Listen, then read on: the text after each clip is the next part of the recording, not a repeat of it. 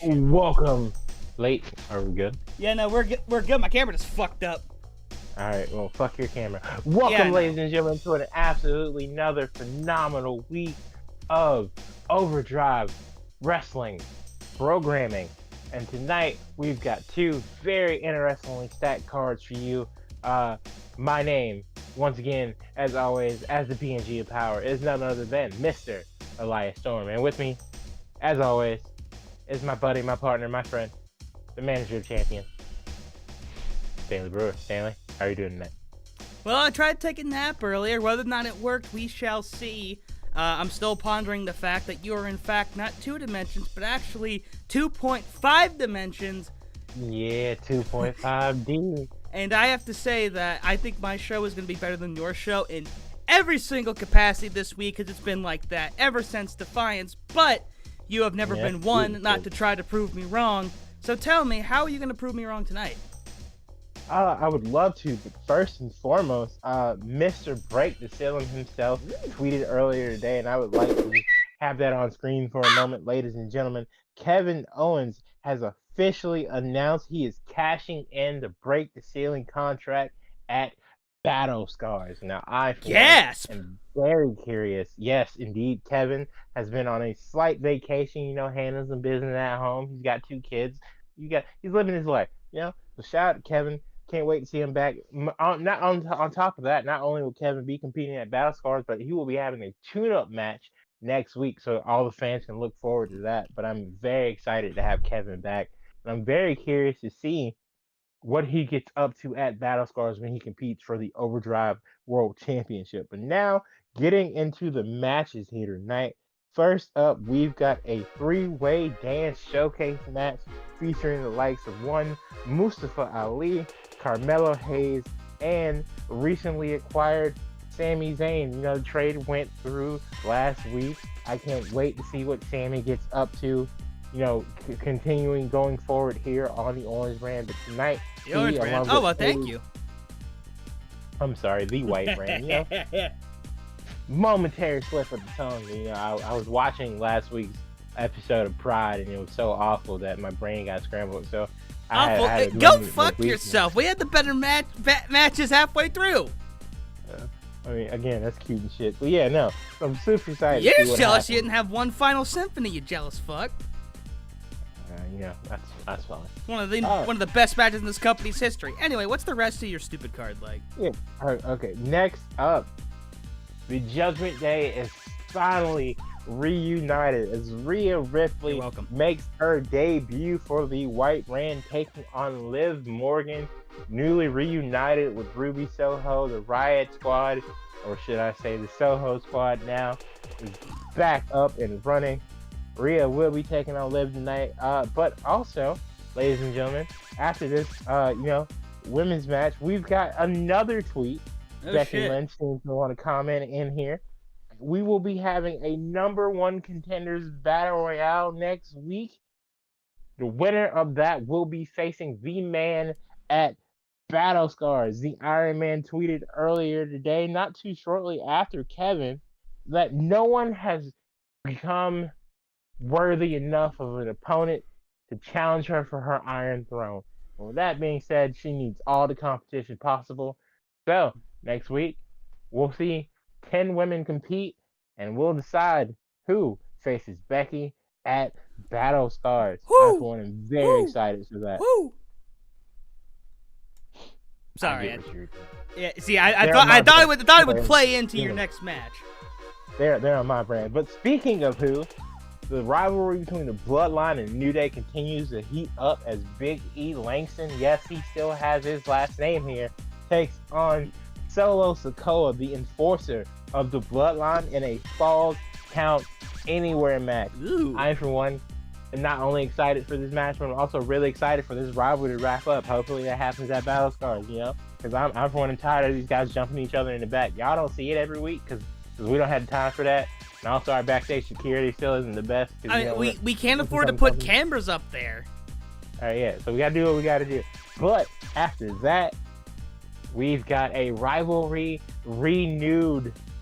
Adam Cole, baby, will be taking on Johnny Wrestling in a straight-up singles match. kick-starting shit. Here we go possibly again. a 5-star match quality rivalry from start to finish. We'll have to see where that goes, but Johnny Wrestling, Adam Cole, one-on-one tonight. Next up, ladies and gentlemen, brand new creation from the insane mind of mine. That is the Pick Your Poison Battle Royale. Ladies and gentlemen, 10 superstars will be competing in a over-the-top rope battle royale. 2 men will start, and then another entrant will come every 60 to 90 seconds. We're not too sure yet, but regardless, you can look forward to that. Should be 90, but timers have a, broken clock is wrong like 25 times a day. I don't know. Yeah. No, Hope the technology holds up. Yeah. Well, Greg's back there, but Greg's been messing up a lot lately, and it's a guy who's watched a lot of beat the clock challenges. Times is a little fishy sometimes, but that means that every 90 seconds a new guy will enter. You get thrown off the top rope, both feet hit the floor, and you're out. You win this battle royale. You get to choose whatever championship match you want. The night not the night, because we don't do that Monday shit. Monday Night Wars are overrated. We rule Wednesday night.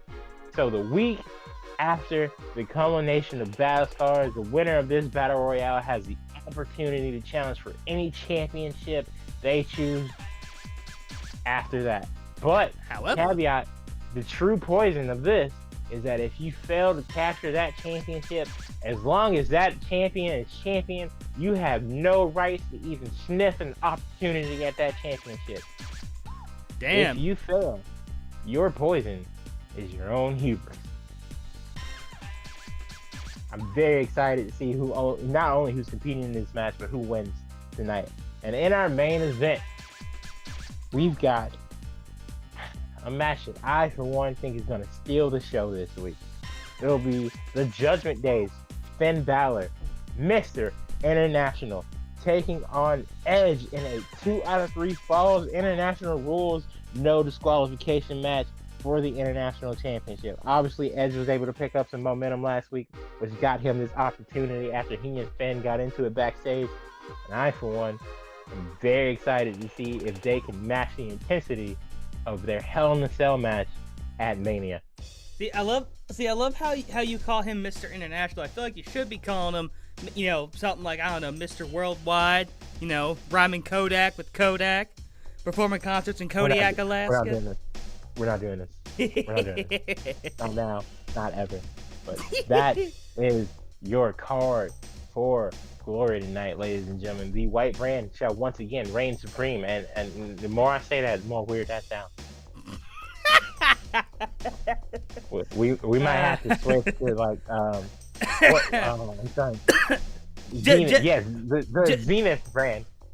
Say Glory will prevail. I think that's the simplest way to get through this. No. It's fine. All right, I watched Power Rangers Dino Fury.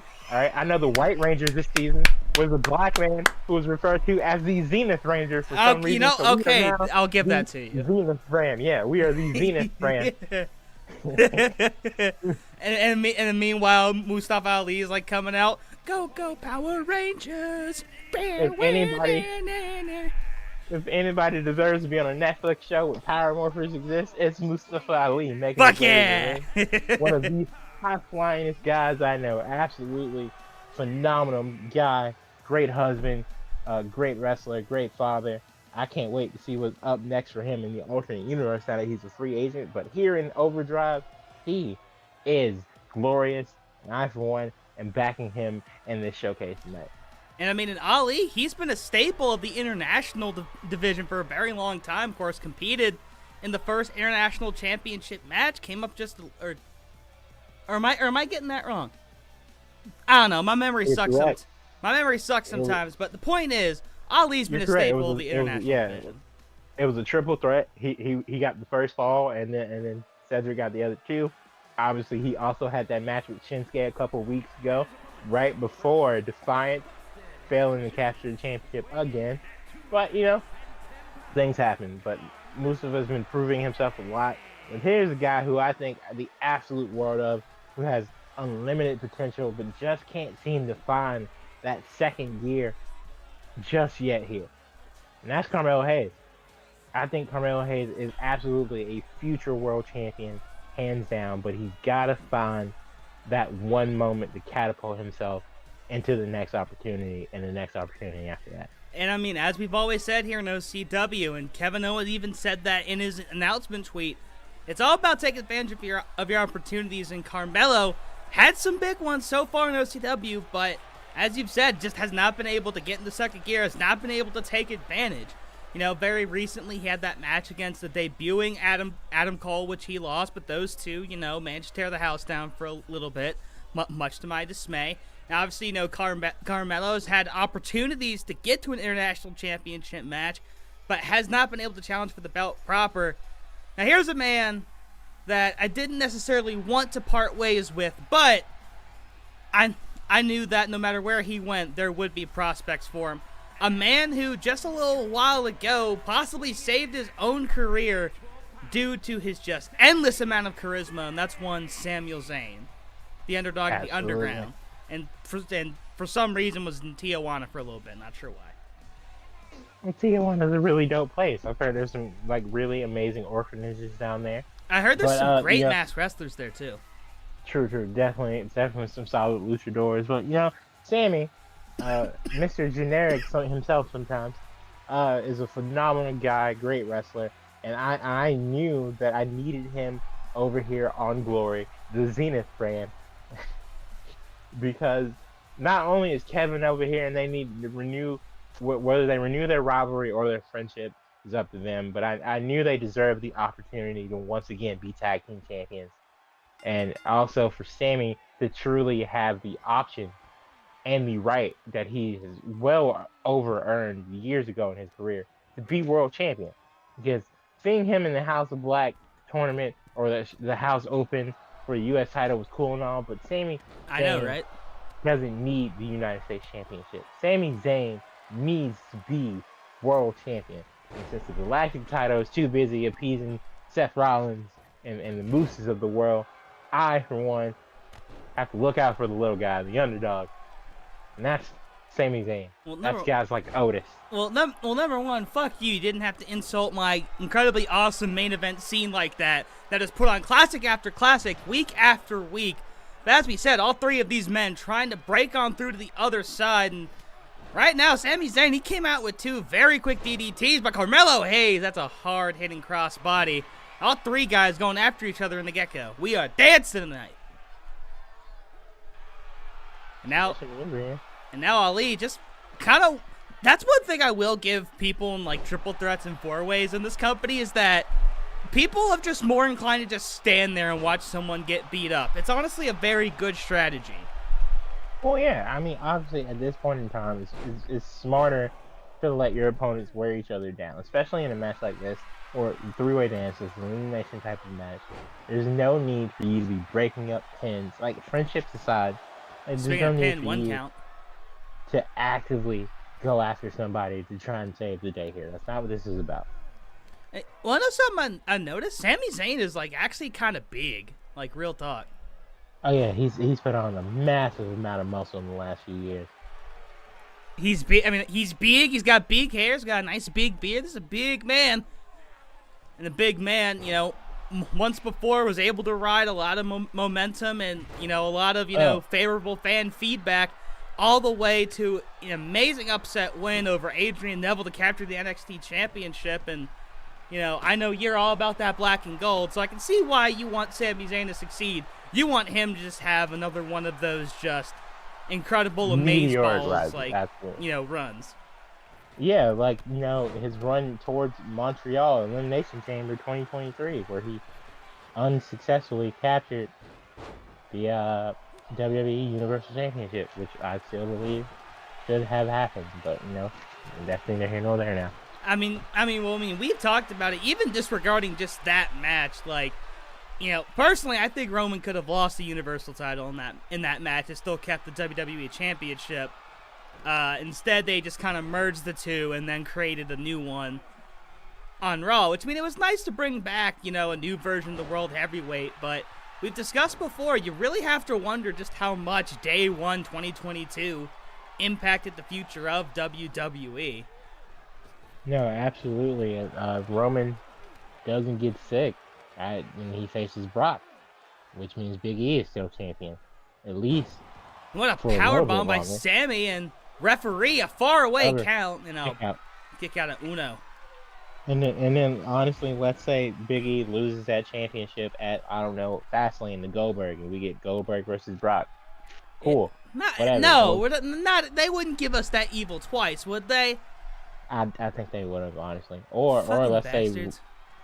or let's say Roman decides to not go after the championship he literally just lost, and instead goes after Big E's WWE championship for some reason. Who cares? I don't know. It's all weird. Brock Lesnar coming back and to be a part timer again when SmackDown went to Fox was some of the stupidest shit ever. Because that obviously led to the end of Kofi Mania, which is completely another story. Sammy with the kendo stick there. Oh, but Ali immediately with the springboard DDT. There've been a Going for shitload of cover now. DDTs in this match, dude. And Hayes wisely just getting some rest as he watches on. But yeah, no, it is absolutely amazing just how much one moment or just one day can change the landscape of wrestling. And I mean, even here in OCW, I mean, we've seen, people like Seth Rollins and Otis just completely shift just everything in the company, take things into their own hands and become champions. Head scissors. Yeah, no, absolutely. And head scissors into a kendo stick, and Carmelo Hayes, he ain't playing around. This is a man who wants that momentum. He's going to get it any way possible, right to the back. Oh, God. That's brutal. No, and that's a very solid point, obviously. With the Galactic Championship playing a little bit of hot potato. But Otis, proved that one good day can lead to, like, one good month, which turned into the Overdrive World Championship, beating Kazuchika Okada and Adam Cole in that three-way dance at Defiance. Honestly, I'm still very shocked on how that match went. Okada still hasn't recovered. He won't even return my phone calls. So he's clearly in the dungeon just training his ass off right now. So we'll see how that goes for him. The New Japan dungeon. But then all the young the young lions are suffering. Oh, God. But then you have to think, right? Because Ricochet had one really good day last week. He got a victory. Oh, Sami Zayn might be busted open on Tornado DDT. But he got a victory over Otis and now has his own shot at the championship whenever that may come. Obviously, if Kevin Owens is cashing at Battle Scars, then I mean, Ricochet has got to be curious at this point when he's getting his opportunity. No, it's a very fair point, obviously. Ricochet won that eliminator match. As far as I'm concerned, if he wants it, he can have it next week.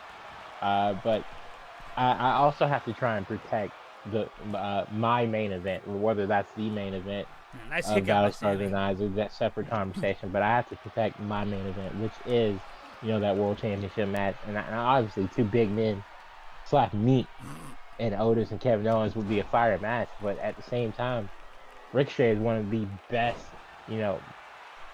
light heavyweights on the planet, or cruiserweight, I should say, on the planet. And having that clash of styles with Kevin Owens would also be very interesting. But who knows? Maybe Okada comes back next week and he says he wants his rematch. It's a lot to consider. I mean, definitely seems very. Excuse me, God, I can't make the call. And Sami Zayn is out. First pinfall. Man. Tough luck for Sammy there. Melo immediately picking up. Ali DDT. Ooh, I think Ali thought he was going to steal that right here. And he busted Melo open on that too. Yeah. I mean, Ali put everything he had into that. I think he legitimately thought he just stole it after Hayes got rid of Zayn. And what's Ali thinking now? Now reverse DDT, almost like a scorpion death drop, and now Mustafa Ali, after letting Hayes get rid of Zayn, now Ali's taking. Oh, wait a second, roll up. Hayes, cover. One. Most dangerous move in sports entertainment. Kick out at one. Referee took a little bit too long to get down with a fast count. Hayes could have won that right there. Going for, plants him. He's in the corner, though, so probably not wise to go for a cover. Ooh, Ali reverses out, though. What a match so far, ladies and gentlemen. The Nebula's getting up and trying to go for that DDT again, but this time Hayes blocks it. Hayes counters. What a big boot. Shot. What a boot there. Now Hayes, he's been dangerous with the kendo stick this match. He's already broken one over the head of Ali and beat up Sami Zayn with it. And Ali, nice little suplex, but that's not the DDT. You know, I don't think I've seen anybody go up to the top rope yet, which is odd considering who all's been in the match. I mean, yeah, that's very, again, two of these guys' finishers are from, slam there. From the top rope, you know, Melo with the nothing but net, and then obviously the 054 from Mustafa Ali. Very curious that they, kendo shot to the face there. God, and the way Hayes slid down those ropes did not look natural at all. And that, I mean, that was like some video game ragdoll shit. And Hayes has not been able to get up under his own power in that corner for a little bit. Oh, wait a second, I spoke too soon. Hayes trying to reverse dirt him. Oh, God! Nothing but net cover, ladies and gentlemen. One, two, Hayes 3. steals it. Finally, when we say Melo doesn't miss, when the lights are the brightest tonight, he proved it. Nothing but net. Carmelo Hayes picks up a massive win and finally gains some much-needed momentum. I'm absolutely proud of the kid. Congratulations, Melo. I mean, he literally went from in the corner, like completely down and out. Just one kick to Ali's face. Then he climbed up. Nothing but net. That entire match turned around in an instant. But Carmelo Hayes taking advantage of momentum when it absolutely matters most. A victory for him tonight. And if I'm not mistaken, I believe that's his very first one here in OCW. Yeah, it definitely is. Surprisingly, it took him a bit, but what a win to get. Obviously, pinning not one, but both men in that showcase match. Now, Jesus. Now we've got the demon that eats, sleeps, and breathes in your dreams, Rhea Ripley, taking on in your dreams. Young Saliva and Liv Morgan. I, for one, am very excited to see what Miss Ripley has to offer for the Zenith brand. And Rhea Ripley was also somebody very, very hard to part ways with, but don't say I never did you any favors, because I was looking to help you just a little bit. Even though it goes against all of my morals to help others, I decided to lend you a hand, so you better be thankful. I mean, that's cute and shit. Like, Claudio Big Strombo's is not finna be Galactic Champion in, like, a month. I mean, he might. Yeah, all right. But Rhea Ripley did some great things for the Orange brand. There wasn't a week where she wasn't at least in the conversation to become Prideful Women's Championship. And obviously, all of Judgment Day over on the Zenith brand. And Elias wanted to complete. Well, we can't say trifecta. Quadfecta? The quad is fuck. What is it? The quadrant? It's something. Fuck it, yeah. We'll he wanted to complete the quadrant, so he gave me an offer I could not refuse, and now Rhea Ripley has an amazing opportunity. There's that word again, but has an amazing opportunity to make headwaves here on the inferior Zenith brand. But that's cute. But Liv Morgan's had a couple of matches in here already. She's been in tag matches. I think she's had at least 1 or 2 showcase matches. If I'm not mistaken, I believe, yes indeedy, Ruby Soho also coming over from the Orange brand, and now Liv Morgan's got her former Riot Squad member in her corner. Maybe that gives her the encouragement she needs to start making some headwaves. That's a very good point, but also with the Riot Squad now being a thing again, maybe they're the next women's tag team champions of Overdrive Wrestling. It's a very real possibility here. And speaking of women's tag team champions, I hope you're ready, because come Battle Scars, the Zenith brand ain't gonna have those belts anymore. I'm just letting you know now. I mean, that's cute and shit. First of all, can you come up with an insult that's cute and shit? Because the fact that that's the only one you can go to, that's real cute and shit. No, because that just time will tell. Bell to bell. Here we go. No, stop it. Me saying that's mutant shit just goes to show I'm listening to the rambles of a child, which is what you respond to when children talk. What Oh, child? that's I'm a adorable. man. I'm a No. man. I'm 40. Mine is 15. Anyway, this match getting underway, and Liv Morgan trying to get that Liv. early lead. Ooh. Kick to the face there. No, but first of all, I need to see some contracts because as far as I'm concerned, the next challengers for those women's tag team championships are on the Zenith brand until said otherwise. So you need to have your people talk to my people through Greg. First of all, do you even have like a legitimate tag team on your roster? Yes, the Shooting Stars, Mickie James and Serena Deeb, who are facing off in the finals of the inaugural Blind Bandit Invitational over on the Orange brand later tonight in this stream, and also available for replay on YouTube. Check it out any way you can. Yes, we do have legitimate tag teams, and they're better than you, and you know it, baby. First of all, one half of that tag team is on my roster. And the other half's on my roster. And he's been doing a great job the in the showcase matches.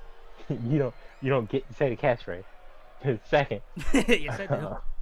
You get to say the better than you part, but not the baby. Okay, fine. The baby is. I accept your stupid terms. Second of all, when I say a legitimate tag team, I mean tag team that wasn't just haphazardly thrown together. That doesn't have any experience. They haven't been up and down the road together yet. They're just there. All right, because the Blind Bandit Invitational sounds really familiar to the Blind Eliminated Tag Team Tournament, which crowned the first ever Women's Tag Team Champion. But it's not a tournament; it's an invitational. There's a difference. Well, if you played more than one sport, you would know an invitational is also a tournament. You get invited to an invitational. Yeah, and teams got invited. Yeah, but they got blindly invited, which is the whole still point an of the Blind invite. Eliminated Tournament. Is it though? Regardless, with that being said, back to the match. Anyways, Liv we ramble, but Liv Morgan. And Morgan looks like she's actually going to go to the top rope now. Calling for something. Oh my God! Again, I was about to say that's dangerous territory against someone like Rhea. Who what a clean catch and scoop slam, though. Holy crap! Stronger than the average bear. But Liv, though, she's got that absolute fighting spirit in her, and she's still fighting back. Oh, I mean Rhea. Well, Rhea's got that mommy strength, so you know. Of course, she's gonna be able to fight back, and knees to the chest, and that. I mean, I can hear the thuds from here, man. That shit sounds brutal. Now Rhea, a boot to the face, just absolutely scraped her heel on the cheek of Liv Morgan. Wait a minute. Chair. Two-winged angel? Up now. Into a face buster. Here's the cover, and Morgan might be out. And grabs the rope, and wow! Your referee's terrible. You hired him. What do you mean I hired him? This is your brand. You're in charge of this shit. No, we all know that referees are shared between both brands because we don't have money like that. Second of all, this is the guy you hired from Niner because Fiverr wasn't good enough, and then 7 wasn't good enough. Fucking now we're on Niner. 9. Well, first, I mean, congratulations to Rhea for the win. But Liv and Liv's got to be upset. I'm upset. Obviously, the referee's decision I'm happy. is final. But definitely gonna have to revisit this match in the immediate future because no one's happy with this besides Rhea. And I guess Judgment Day and Dom and their legion of fans. I mean, listen. As long as mommy's happy, everybody's happy. All right. Yeah. But next up, we have got a Falls Count Anywhere match. Big meaty men slapping meat, the originator, Mr. Big E himself, taking on the enforcer, Solo Sikoa, for the second time now. Okay, so why did you want to give Big? Well, actually, a better question: why did they take away Big E's last name to begin with? Entering the portal. 1 second. Oh, okay. Then here comes Big E, who we have affectionately renamed Big E Langston. Of course, Big E's always been one of the swellest people I've ever met. His man titties are the only man titties that I've ever seen that were actually big by design and not big because he's fat. Nah, Big E's got some of the best man titties in the game. And those hips, the way that he's swinging those hips, I mean, those hips have absolutely gotten him over with all kinds of crowds over the years. But on his own, even without the New Day, Big E is pound for pound one of the strongest men in all professional wrestling, definitely in the alternate universe in WWE. And of course, this is probably just another attempt of Elias to get somebody on the New Day to do a singles run. But also, they're locked in with a pretty heated feud with the Bloodline right now. And Solo Sikoa, for as many God-given abilities as the Street Champ has had an absolute hell of a time trying to get anything going here on Glory. He has no wins to his record.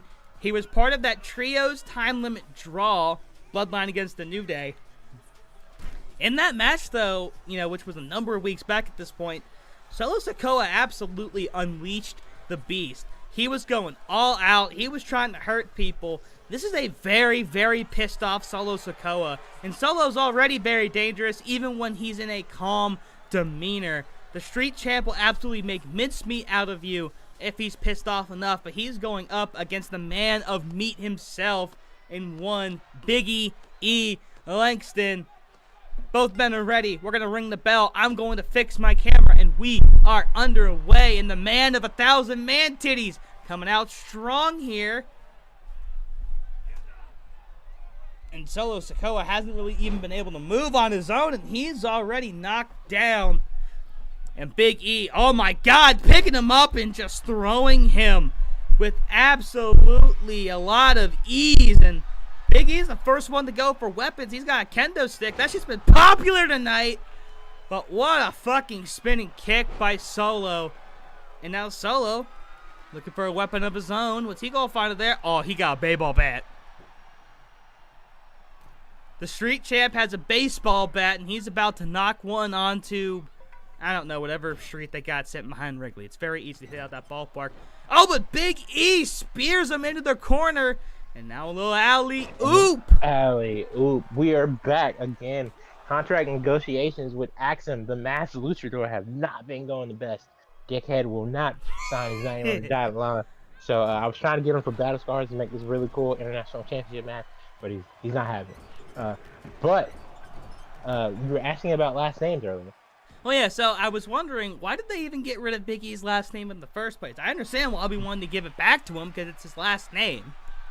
But Vince McMahon hates names. That's it. True. Alexander Rusev, Antonio Cesaro, Big E Langston, Adrian Neville. He takes your first name or your last name if you're an NXT call-up. It just happens. Oh, I mean, at least Solo wasn't just called Solo. But as I was saying, Big E, the man of 1,000 titties. I mean, he's just been. Ooh, excuse me. Wow. I mean, he has been absolutely just manhandling Solo, who's not a very easy guy to handle. But the thing is that whenever you have a match with Solo Sikoa, all right, you always have to be wary. Because, again, even when Solo is calm, he is still... Oh, God, see, look at that. Breaking that kendo stick into the stomach of Big E. Even when he's at his calmest, Solo Sikoa is a very, very angry and very big Samoan man. So the more you hit him, the angrier he gets. And much like Bruce Banner, you would not like this guy when he's angry. I mean, this guy comes out here with no goddamn shoes, all right? This man is fearless. He will do anything to beat your ass. Yeah, his brothers have talked to him about that. He's just not a J person. That's the only thing the entire family buys. It's the whole thing. I told him I bought some Asics wrestling shoes, but he wasn't having it. But yeah, no.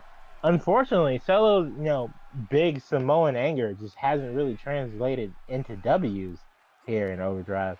If I'm not mistaken, I don't think he has won a match. He didn't have his best result so far was that time limit draw in that trios match between the Bloodline and New Day a couple of weeks ago. That's the closest he's come to any kind of victory. But oh my goodness! Oh, what a pop-up Samoan drop there.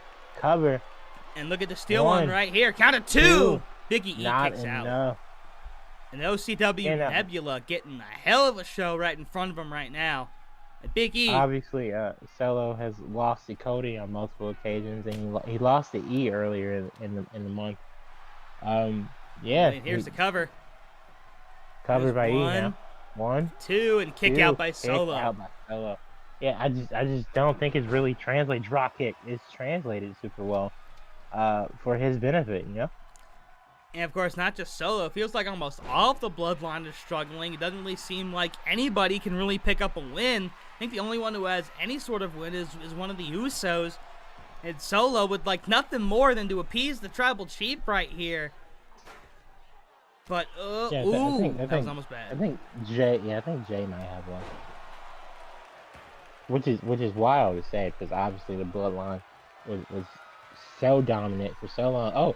Samoan Spike! Yes. And this could be it.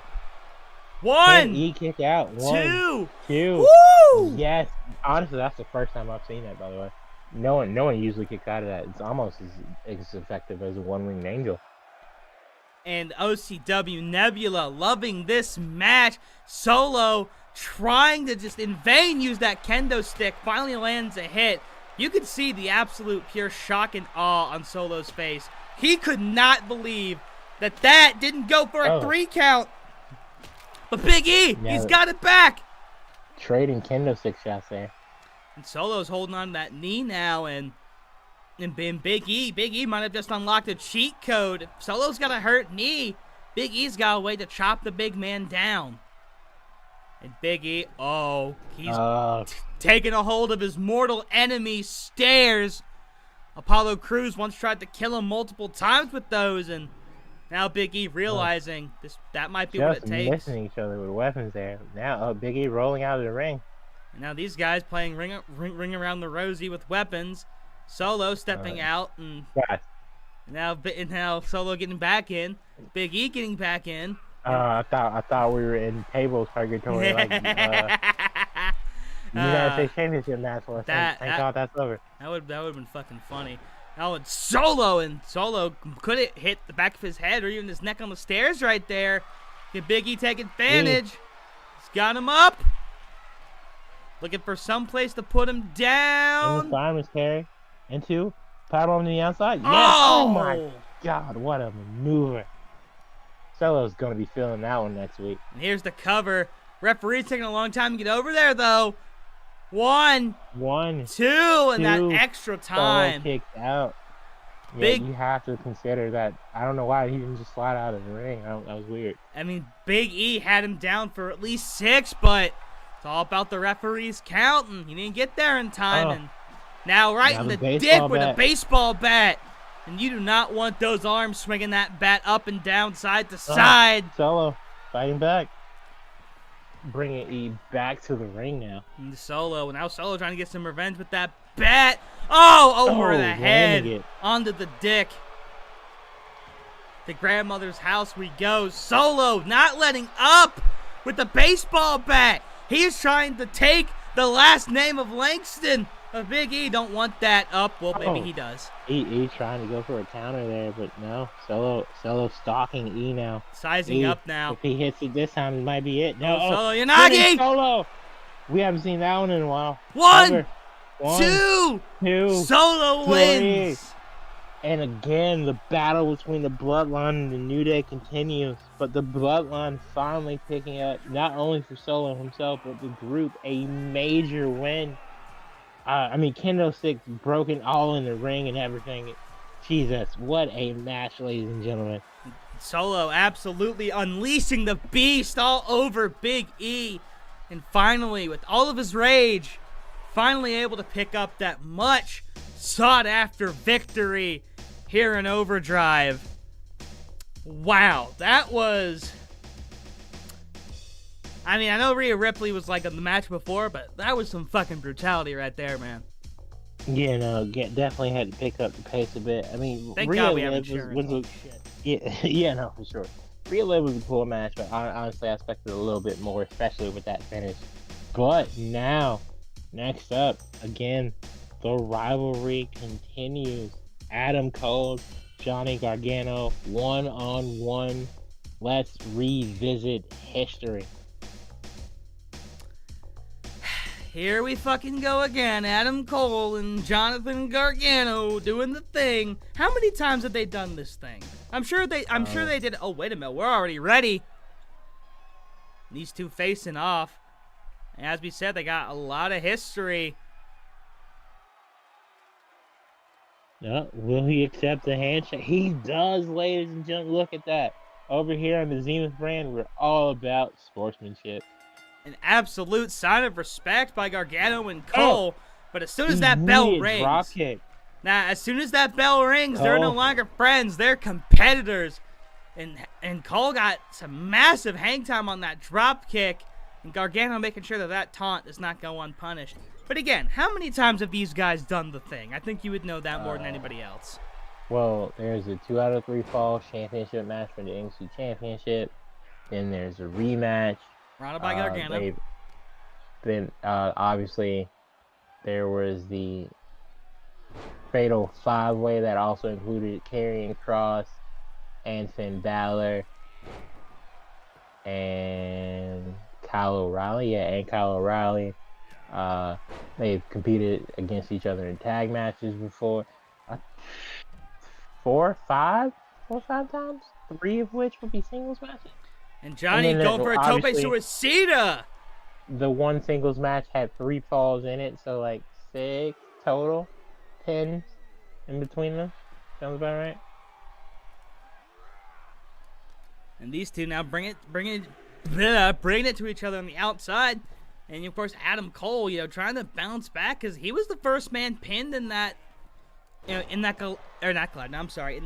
world heavyweight championship match. And in Gargano, as we said, one of those people just trying to gain any kind of momentum here. Gargano's had some big opportunities. Last time we saw him, he actually lost to Adam Cole and Roman Reigns in the #1 Contenders match.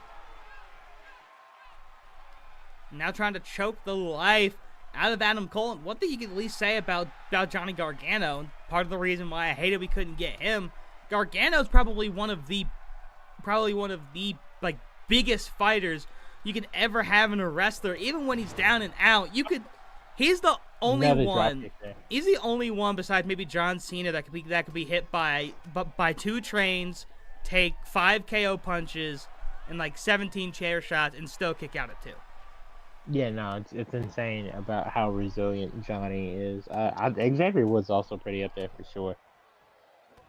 I mean, he's got named the kick out kid, and Adam Cole appealing to the crowd right there, and Gargano says, "What the fuck are you doing?" That's like the 9th dropkick traded between the 2 of them.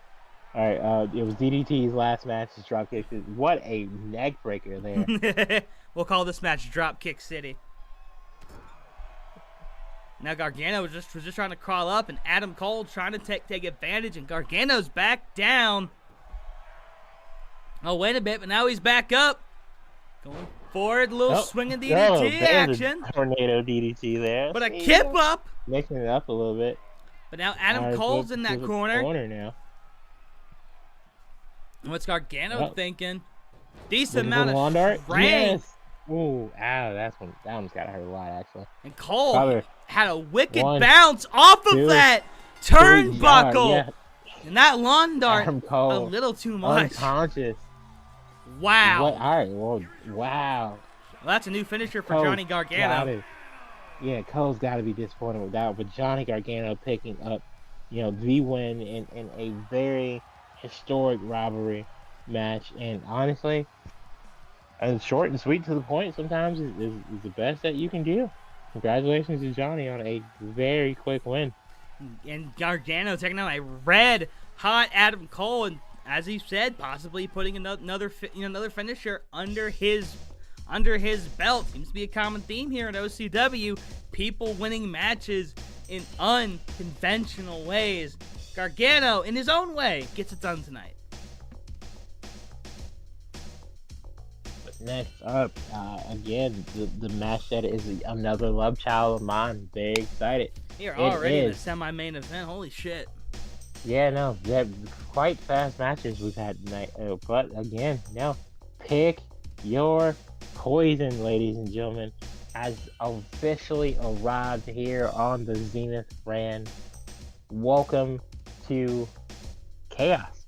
Honestly, I am very excited to see the 10 men competing in this match because honestly, I had nothing to do with it. So like, Greg, I need 10 guys. Here's a sign up sheet. Championship opportunity. A sign-up sheet. And, well, let's see who's signed up. We have already seen Big E. Is he coming back out, or is it going to be Woodsy? No, it's going to be the leader of Kofi Mania himself. Here comes Kingston. He's number 1. All right, Kofi Kingston entering at number 1. Fun fact, Kofi Kingston is currently tied among active WWE superstars with most Royal Rumble appearances. Will he finally win, a Rumble-esque match and cash in that opportunity for the week after Battle starts? But of course, that's not necessarily a Royal Rumble. It is the Pick Your Poison gauntlet. And just to kind of run down the rules, it does have Royal Rumble matches. Gotta go over the top rope, both feet hit the floor. Just 10 entrants for this, all chosen at random, or I guess via sign-up sheet. I hope you made some kind of like announcement, like, hey, there's a sign-up sheet. Y'all get your asses over there. And of course, Kofi flexing his own hips. I need 10 guys. I announced to the roster, here's your sign-up sheet. Anybody who wants a championship opportunity, you have to sign Greg backstage. It was like a scavenger hunt. You had to work for it. Fucking the Zenith ARG.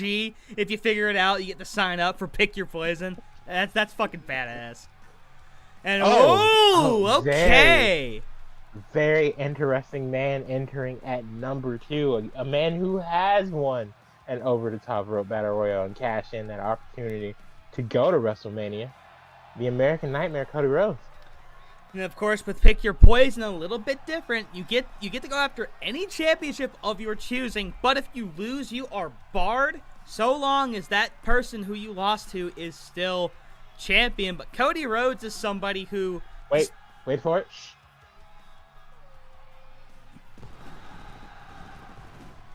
All right, now continue. Now, Cody Rhodes, despite what questionable booking may tell you, is somebody who can get an opportunity and absolutely make good on it. Again, don't let the booking fool you. Cody Rhodes is a man who can get it done, much to my dismay. But I could totally see why he was your first pick, and now he's looking to go after that first championship. He's had opportunities before, and this is an opportunity, another opportunity. We use the word opportunity a lot. We do. We use a lot of words repeatedly, but that's fine. Cody Rhodes, the American Nightmare, son of a plumber. Grandson of a plumber, I say. No, grandson of a plumber, because Dusty's name was son of a plumber. Grandson of a plumber. Like, I could see it, but that's just not what I think of when I think Dusty. Grandson of a plumber, son of a dream. Tonight may be the night Cody Rhodes finally finishes his story. Not the story, but his story. To make his story. Get it? History, his story. That's a bar. Anyway, Kofi and Cody racking it up. But meanwhile, Kofi, he's trying to recreate a story of old, trying to reignite Kofi Mania, and he's coming off hot against Cody right here. That's 2 straight. Absolutely planning Rhodes here. Honestly, this is a match I can't remember seeing too much back in their heyday. Whoa, and Kofi already got him out. Kofi Kingston's feeling it. I for one am honestly speechless. Cody Rhodes has indeed been eliminated. Oh, no. Kofi hasn't fared well with big men as of late. Here comes the Murder Hawk Monster. Kofi brought it to him, but whipped on a drop kick. Archer's had a very interesting trajectory here in OCW. Powerbomb by Archer. Some big-time matches, but again, just hasn't gotten that big-time victory. But, he's in a 3. He's in a better spot than Kofi was. Obviously, Lance has competed in that Monsters Ball match with Miro, losing that.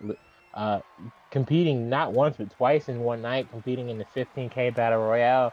And facing Roman Reigns in a phenomenal match that went back and forth earlier that night. Kofi, and that was an open challenge against Roman too. Is the thing. Like Lance did not have to do that, knowing he was already booked for that match, but he did it anyway. Lance is somebody who has always stepped up when there's been any sliver of chance. Kofi though, showing no fear. Drop kick. Again, Kofi's had some bad luck against big men in the past couple of years, and maybe tonight exercising some demons. Oh, SOS, Kingston. I'll send out an SOS through the world. Well, actually, no, it would be New Day, so it would be. You get the gist. I can't make trumpet sounds. No, it's Who's at number 4? Always ready. The internet champion of the world, Matt Cardona. Suck my dick. Indie Death God. Again, we'll see at not Survivor Series, Supremacy. Actually, that's what we're calling it. Yeah. We'll see at Supremacy who is the true internet champion, Matt Cardona, not walking out with the title here tonight because obviously he's trying to take care of business. What a knee though. I'm just shocked. Cody Rhodes' luck has got to be absolutely awful here. I don't know what that was. Like, we haven't seen an elimination since. And again, unfortunately, Cody's just not being able to finish that story.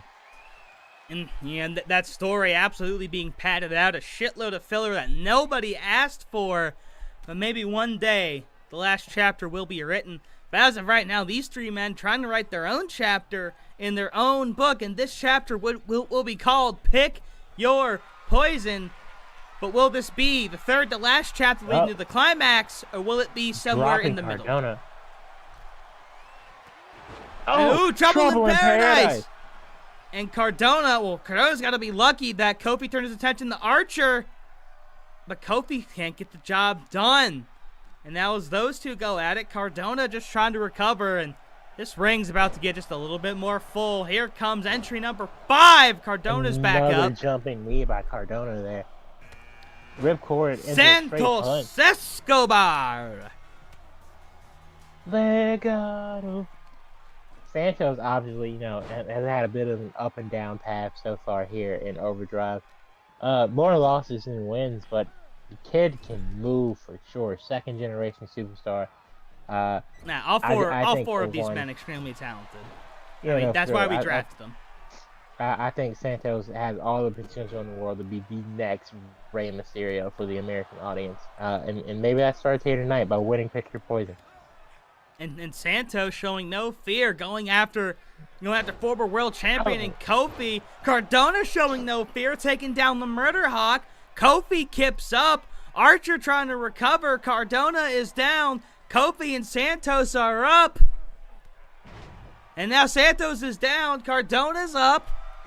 Tripping up Kofi.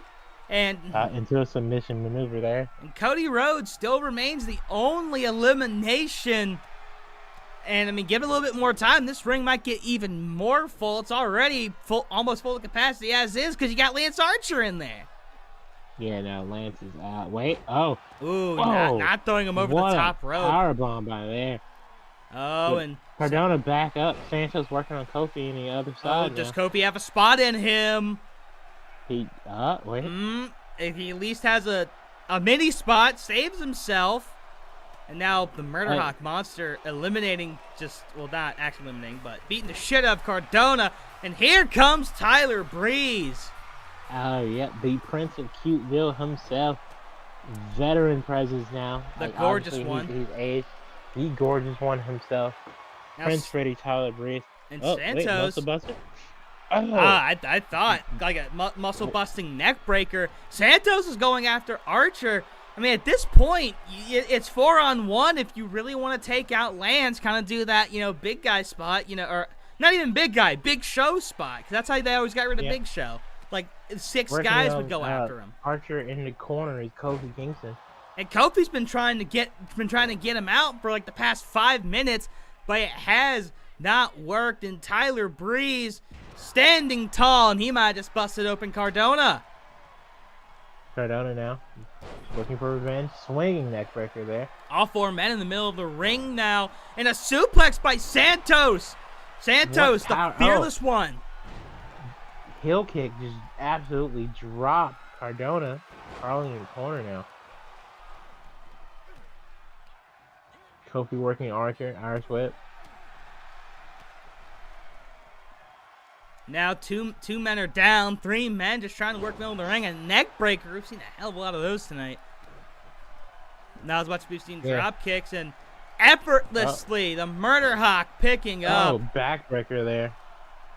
Looking for another one. And this ring's about to get even more full. About to have our 6th man. And oh, God. Oh, this is a guy Lance Archer is very familiar with. One top rope move can implode this entire ring. I'm just letting you know. Oh, no, I 100% agree. Hopefully nobody. Kofi. Oh, no. Archer. Trust fall onto nobody. Archer's got Miro up. Looking for the Murder Hawk's edge, and he hits it. But now Breeze going for the Murder Hawk. Whoa! Whoever wants to win this match absolutely has to get rid of Lance Archer. I think you might want to check Breeze for for blades because he just busted. He's busting open everyone. Yeah, I would check like what's in this tape. Real talk. But 6 of these men now in the middle of the ring. Cardona. Oh, planning Breeze. Oh, a head scissors by Kofi. But now Cardona, powerbomb! Double underhook powerbomb by Cardona and Kofi. And now Santos has got Cardona in the corner. And Lance Archer is, able to handle Miro so far. Oh, planning that gut buster on Santos there. God, another double underhook. But now it looks like a bulldog by Breeze. Most gorgeous looking bulldog in all of wrestling. Now Miro, down the backbreaker on Cardona. And honestly, you just kind of have to feel bad for Cody Rhodes now. We have not seen a single elimination since he was eliminated first here. Kofi Kingston taking advantage of his opportunity, but Kofi goes out. Eliminated, and now the man of Shoosh himself, Chad Gable, making his way to the ring now. And Gable, we haven't seen too much of Gable. Obviously, he accompanied Otis for that eliminator match. Since his 4-0 sweep by Bryan Danielson, the American Dragon. And Gable would absolutely love to bounce back from that. Of course, he gets the opportunity. Maybe we'll see Danielson tonight. We got 2 more entrants. And Archer trying to hang on. Santos Escobar with the elimination of the night for sure. Finally getting rid of the Murder Hawk. Wow. He planted everyone in the match at least once. And now if you get rid of Miro, it's really any man's game. So now 3 men have been out. Gable was our 8th entrance, so we got 2 more. And now Santos, the only one unoccupied. Not unoccupied for long. Oh, phantom driver by Santos there. And Gable's not moving. And Breeze, I don't know what the hell he went for right there. I think he hit something. Oh, but now Miro's back up. Probably not the one you want to have standing. And Cardona and Miro have a little bit of history. They were in that inaugural Break the Ceiling ladder match. Swinging neck breaker by Cardona there. And Cardona got splashed by Miro multiple times in that match. Number 9, and it's Jimmy Uso. Jimmy Uso. Honestly, I'm surprised Jay didn't get that first. Very curious. But, hey, shout out to Him Uso. Finally breaking off on his own. And not doing as well as his brother, obviously, but he's still doing pretty solid. And Himmy Uso trying to go after Miro, and even after being taken down, he's still going after him, and he plants him. What a neck breaker there. And of course, Jimmy Uso wearing the one and done, and one elimination could finish the whole match. Maybe Jimmy tries to bide his time here. We only have 1 more entrant, but this ring is about as full as it can get, and whoa! Look at Santos, his own version of the Deadeye in the middle of the ring. And Jimmy Uso continuing to handle Miro. And now going after Santos. Santos down. But now Gable fighting back. Suplex. Now Gable's up. Miro with Cardona into the corner. Whoa, a big bulldog by Miro. Uso planting Breeze. Action happening every single which way you look in our semi-main event. It is crazy out here. Flying here. Yeah, no, it's crazy how many people have hit Matt at least 4 or 5 times apiece. Jim taking a moment to celebrate. Terrible decision. And pays for it. Breeze. And here we go. Our final participant on the night for Pick Your Poison. Who's it going to be? Oh, it's the phenomenal one. And we don't have a shitty camera angle this time. AJ Styles have not been seen on Overdrive programming since week 5, ladies and gentlemen. And he is back with a vengeance. And that was when he lost to Otis, correct? Which pretty much kick-started Otis's championship run. Absolutely. And AJ, I mean, you saw he's very eager to be here. He sprinted down to the ring. We didn't have to cut the camera over there because by the time his music hit, he was already pretty much halfway down. And now he is the final men. But this ring, let's see, 7 men inside this ring. Only 3 have gone out so far. And oh, Santos, his second elimination on the night, gets rid of Breeze. And Santos now holds the record for most eliminations in a Pick Your Poison gauntlet. He has 3. Maybe he can make it 4. Working on Gable now, showing Gable a bit of his suplex power. Or maybe suplex prowess, probably what we should say. But now Himi Uso going after the hottest man in this match. Tyler Breeze eliminated, obviously, now. So far, we've seen Breeze, Archer, Rhodes eliminated. Who's your pick? You know what? I'm really gonna give this to AJ. I mean, not only is he the last entrant, but obviously I think it's that veteran instinct. This man, he's been in plenty of Royal Rumbles before. Debuted in the Royal Rumble. You know, I mean, Jim eliminates Cardona. We are down to 5, ladies and gentlemen. Kofi Kingston was also eliminated earlier. I mean, as long as Kofi stayed in, he was the second one out, which was wild. We went a while without elimination, and Gable is going to be busted open after that bulldog by Miro. Miro's been moving around a lot in this match. Now Jimmy Uso trying to get to his feet. AJ going after Santos. Now, wouldn't that be a good match? You're welcome. I just booked a match for you. AJ taking down Santos and the veteran. Now he's looking around for someone to get rid of. Himi Uso, ragdolling Gable. Oh, but Miro. I mean, if Santos wins this match, I feel like he's going to be pretty busy. But even if he doesn't win this match, I also feel like he's going to be pretty busy because Lance Archer can't be happy about that elimination. I mean, no. I mean, if you're Lance Archer, you come into this match thinking you're about to win this shit. Oh, a super kick by Miro, and there goes the phenomenal one. AJ immediately. And there goes Gable. We are now down to 3, ladies and gentlemen. And how quickly things went from 7 to 3. And again, Tilt-a-world backbreaker there. And Santos, I think, still the only one with multiple eliminations. But now a little alley-oop action. Jim has to. He eliminated Cardona again. Oh, shit. So they're tied for the most eliminations in history. God damn. And now Santos trying to do the dirty deed. Miro here. Trying to do the dirty deed and recapture the crown. Oh.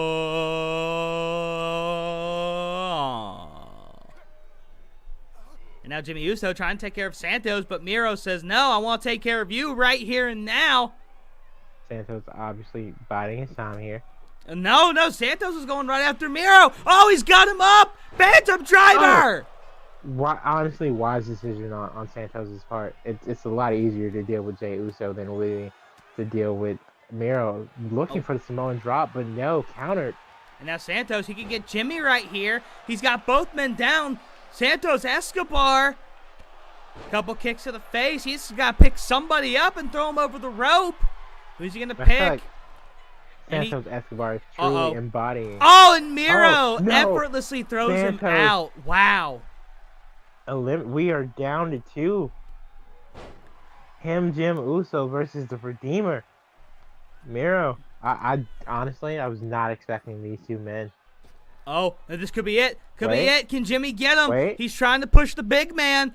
The big Russian man. Can he do it? Oh.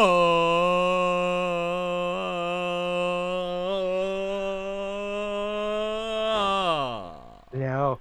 Honestly, I kind of, for Jimmy's sake, don't want him to win this match because the tribal chief is waiting in the wings, and knowing Oh, what a that Uranagi your chokeslam. cousin has a free opportunity at a title match in a couple weeks can't sit well with him. Well, nah, but you have to think Jimmy doesn't have to. Jimmy doesn't have to go for the big gold if he doesn't want to. He could go for the international title, or maybe he could be like, hey, me and Jay, or me and Solo, or even hell, me and Roman, we want to go after those tag titles. So I think a victory here, obviously a victory, I think is beneficial, benefits the entire bloodline. That'd be 2 victories on the night, and both these men staring each other down. Yeah, I think this is the moment they realize it's truly one-on-one. Both these men, they want it bad. Samoan drop. Samoan drop by Jim. Now Jimmy. Oh, he was looking to throw him out right there, but Miro fights back. Miro. Oh, and Miro wins. I look away for Miro 1 second. His poison. Wow. And Miro, I look away for 1 second just to take a few notes, and Miro, that very, very strong throw, it got Santos, it gets Jimmy.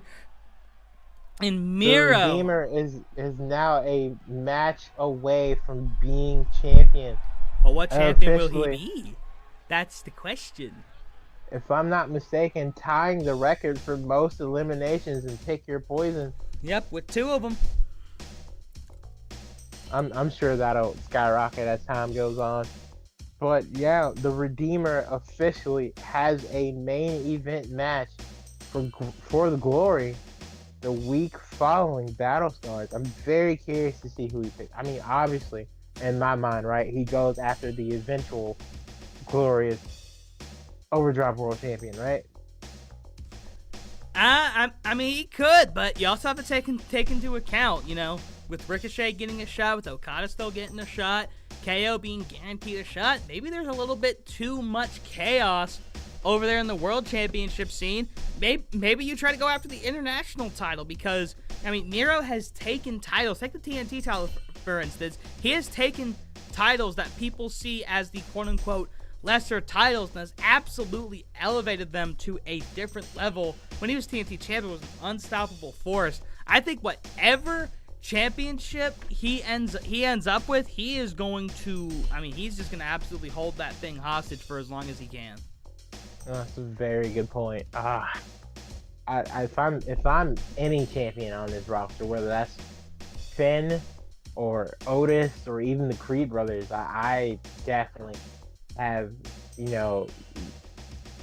not only a target on my back normally, but I definitely have the eyes in the back of my head with Miro lurking around the corner. Well, speaking of Finn Balor, it's main event time here in the Zenith brand.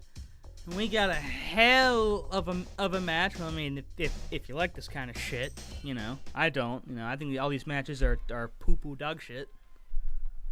All right, as a wrestling fan, I know you're full of shit. It's all about brand supremacy, baby. And Ryan getting another paycheck today. He was the announcer for Pick Your Poison. Now the announcer for the main event. Of course, his mother giving us a generous ride to work every day. And here comes possibly a locker room leader here in Overdrive. Rated R, Adam Copeland, better known as EDGE Edge. Yeah, we paid for the royalties for that. It was a lot. That's honestly why we don't have any money. That's why we have to go to Niner for referees. Yeah, we have to go to Niner. But Edge, Adam Copeland, whatever you want to call him, is a guaranteed Hall of Famer in any company he steps his foot in. Picking up quite a few wins over the last few months here in Overdrive. But I think this one probably going to be the biggest of his Overdrive career if he succeeds, becoming the 4th ever international champion.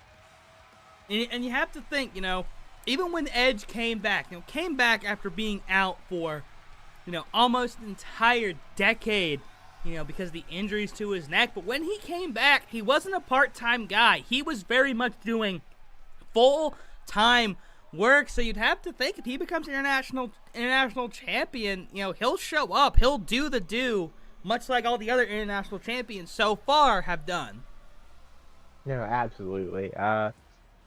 But can he make it past a guy who's looking to move up not only the rankings here in Overdrive, but just move the International Championship up the ladder in the hierarchy, being accompanied by Dirty Dom Mysterio. He is the International Champion, the Prince, Finn Balor. And of course, Finn Balor, headlining an episode of Overdrive Glory about 2 weeks ago, winning the International Championship and also making a declaration that he would be OCW's first Triple Crown champion. And I doubt that he's just going to be like, you know what, Edge, here you go, take my championship. I'm going to go after the World Championship now. But Finn Balor in the best position out of anybody right now to make that happen. Right, obviously Finn Balor 2/3 of the way there already, being a former World Tag Team Champion here on the Glorious brand and the current International Champion. Obviously Okada has the opportunity to chase 2 more titles, same thing with Cedric and Nakamura-san, as well as Damian Priest being a former Glorious Tag Team Champion as well. I'm very curious to see if Finn can defend this title long enough to maybe get a champion versus champion match and capture the Overdrive World Championship, or if Okada or Priest or or Shin or even Cedric can win the tag team titles to notch theirs up to 2 and then chase whatever championship they happen to be missing. Very curious. But obviously anything could fucking happen here in Overdrive. That was kind of one of the principles that we founded this entire company on, was the fact that, hey, we can get all of these fucking people in one ring. Realistically, anything can happen. And we've seen the International Championship change hands a couple of times, but no match has really disappointed so far, much to my dismay. International Championship has been one of the most defended belts outside the Internet Championship here in Overdrive. Absolutely, because the International Championship is the workhorse title. It's not the mid-card championship. It's not the lesser championship. It is the championship of workhorses. It is the championship of champions. You earn your spot on the brand with this title. And Finn is looking to do that here tonight with his first defense. And I'm having to fix the stupid fucking camera again because technology absolutely hates my fat ass. But as we always say, could be the last time Finn Balor sees this championship, and Edge could be seeing that championship later on. But regardless of what happens, you gotta hand it to the ref. The ref has to show Edge, hey, listen, you're in for a hell of a time, but you might be able to get this. Raise it to the sky so the fans can go, "Woo yeah!" And after that, you ring the bell and the match gets underway. The veteran Edge, the well-traveled Balor, who's been all over the world. That bell's ringing. It is main event time here on the Zenith brand. Locking it up with Edge now. And Balor almost immediately throwing me outside here. And Balor over the top rope. Oh my! Absolutely starting off strong here. And the fans already chanting, "This is awesome." That did not take long at all.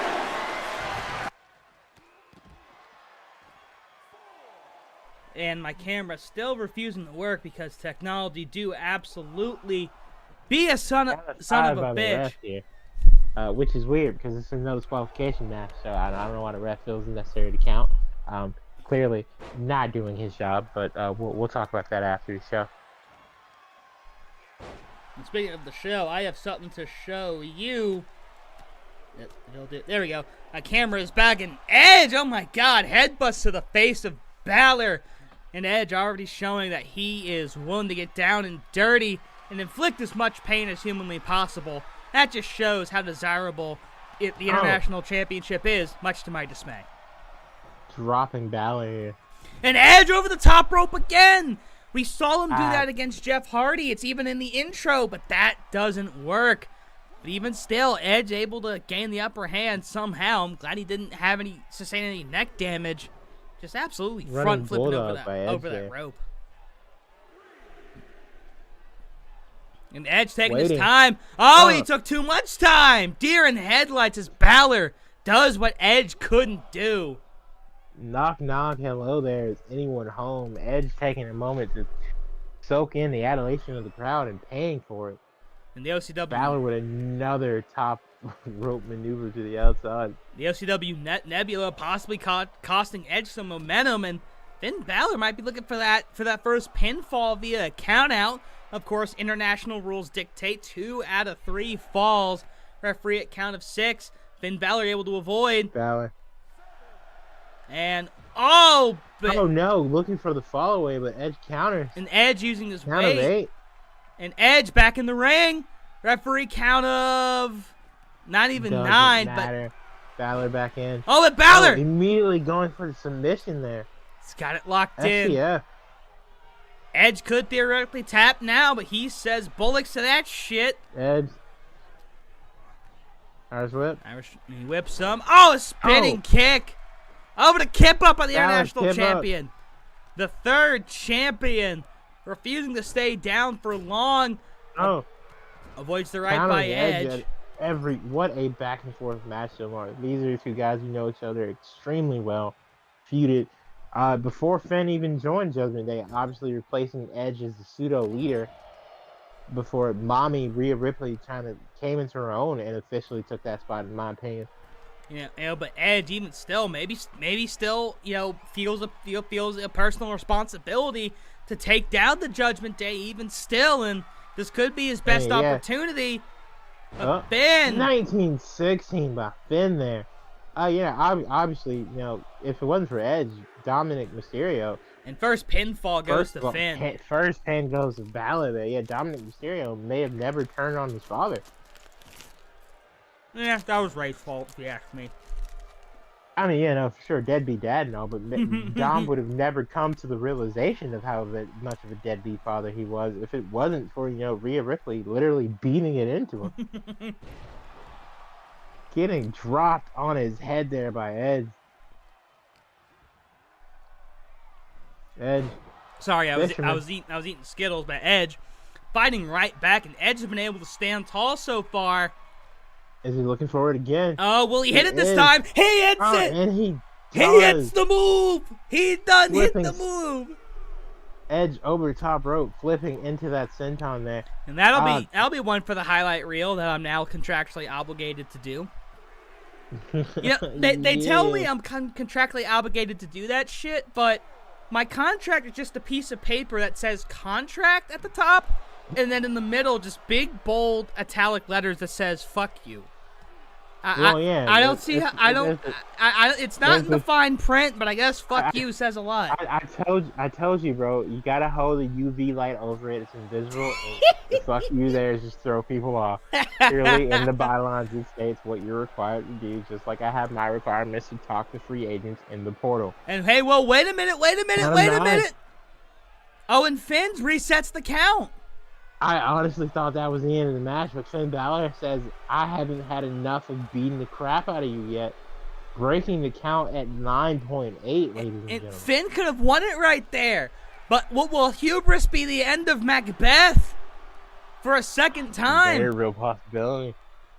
If I had a dime for every time hubris was the end for Macbeth, after this match, I might have 2 dimes, which is really strange. It happened fucking twice, but here we are. Anything's possible in OCW. Balor. And Edge has not gotten any offenses edgewise, pun intended. Count of 7 now. Balor. Finn sliding back in, and Edge is all woozy. Count of 8. And Dominic Mysterio resets the count again.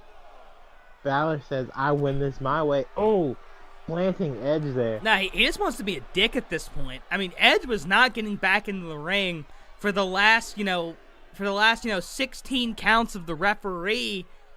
I mean, you have to remember that And into Ben the had legal weapon. 14 staples put into his head because of Edge. And I mean, even though they wrestled 2 more times after that, I don't think he's truly forgot. Nah, I mean, that's some shit you never forget, especially on the biggest stage.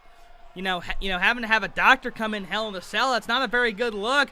But this could be a great look. Elbow drop, and I don't know if he might have gotten the ankle, but Edge obviously says, listen, it's not my ankle you have to worry about. But Balor, some head scissors action into the pinfall for the win. 1, almost. 2. What a unique pinning combination there. That's something we have not seen from Balor. Balor just absolutely bringing out some new tricks. As we've said, Balor, a very well-traveled, well-established wrestler. Every now and again, you do have a move that you can just kind of pull out of nowhere. Edge. Good plan there. Edge kind of pulling that out of his ass, and that might be exactly what he needs to get back into it. And Edge. Oh my God! Destroyed to the out. Balor might be dead. Sunsets Edge. Or Edge of I don't know. Something. But now headbutts. Oh my God, and Balor is busted. Oh, pin, count of 6. And I feel like if you're Edge, you take those countouts. Nope. Well, I guess pride before ego. Edge's horizon. I don't fucking know. Oh, wait a minute. But he's going for the pin. 1, 2. Oh. Balor kicks out unbelievably after that Canadian destroyer to the outside. A spear for the first pinfall to even it up. A 1 and a 2 and a 3. We're tied at 1. And honestly, like you were saying, Hubris may have been the end of Macbeth. Balor may pay for his transgressions. Edge looking for another one. A second spear to end Finn Macbeth Balor. Do we have a 4th champion? Come on. Do something. 1, 2. 4th champion. We do. Unbelievable. Wow. Edge makes history as the 4th and oldest international champion. Dom Mysterio is beside himself on the outside of the ring. And the OCW Nebula's going crazy for the Rated R Superstar as he will go home to his wife and kids. Your new international champion, and with his neck completely intact. Miro gets to pick his poison, and Edge. Adam Copeland is once again international. Unbelievable match. As I said, Miro gets to pick his poison, but Edge has earned his scars tonight.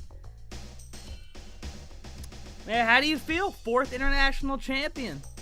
You averaging about an international champion every, if you count pay-per-views, every 5 shows? I for one, I'm not mad.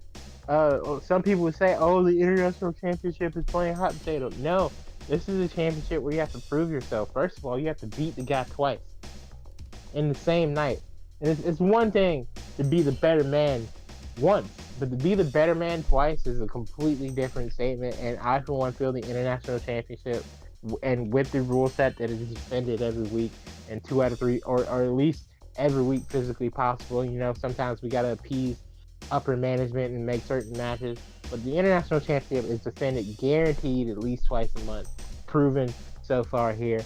And I don't know. You kind of have to just look at it and realize that this is a championship that's going to change hands a lot. The fact that Cedric Alexander made it to 4 defenses before he lost proves how viable this championship can be. And Finn obviously loses on his first defense. Shinsuke Nakamura loses it on his 3rd. It's a very real possibility that this title could go anywhere from 1 defense to 15. And I mean, this edition of Overdrive Glory just goes to show that the road to Battle Scars is a very, very rough and violent road.